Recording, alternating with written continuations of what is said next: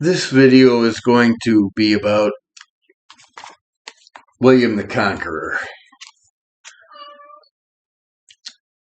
This is a book by Hilaire Belloc about King William, and I'm going to read the introduction.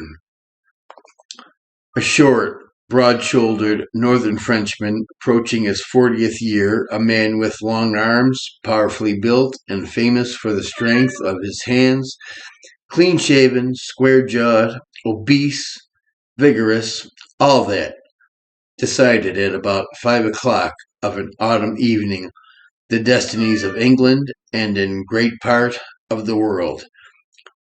Page 1. In William the Conqueror, the great Catholic historian, Hilaire Belloc describes everything that led up to and followed from the momentous battle which took place at Hastings in England in the year 1066 AD, an event which was to have a profound effect on the whole of Europe from that time forward, and eventually upon the world. And eventually, I'm repeating myself here. Okay. Belloc shows that the quote-unquote conquest of England, which began with William's victory at Hastings, should not rightly be called a quote-unquote conquest in our sense of the word. Nor can the great Duke William of Normandy be styled a quote-unquote conqueror in the usual understanding. For William had crossed the Channel to England as one enforcing a rightful claim. Moreover, the ties between England and French Normandy on the continent had long been very close ties of blood, of marriage, of rule, of culture, and of the Catholic faith.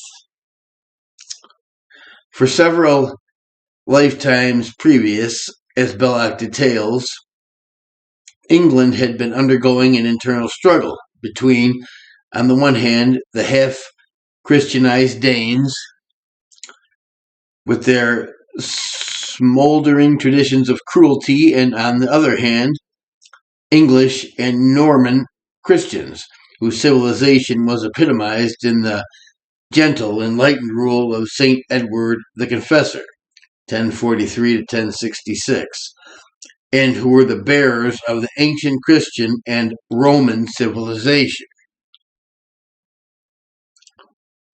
With William's quote-unquote conquest, the latter side won out. England was thenceforward to be knit ever more closely into the unity of European Christian civilization. Not a political unity, but a unity of culture and civilization. I'll say that I will purposely say again. A unity of culture and civilization, of which the soul was the Catholic faith. Within 100 years from Hastings, this civilization was stretched from Scotland in the west to the Holy Land in the east. It is this same civilization of which all who are today Catholics are the heirs, and must also be the bearers. If our Christian civilization is to be preserved in the face of the encircling quote-unquote civilized, but nonetheless neo-pagan barbarism which threatens the existence of our entire culture.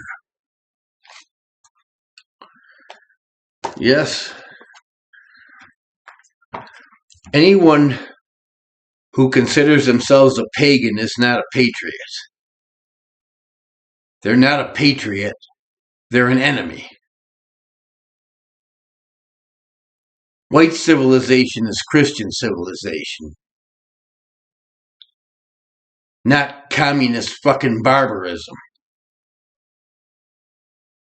If you want to be a heathen, go join the Communist Party.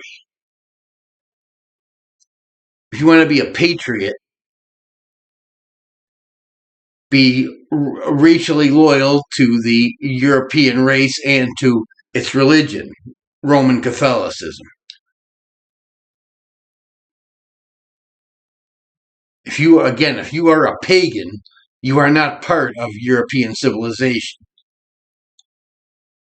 You are a fucking barbarian.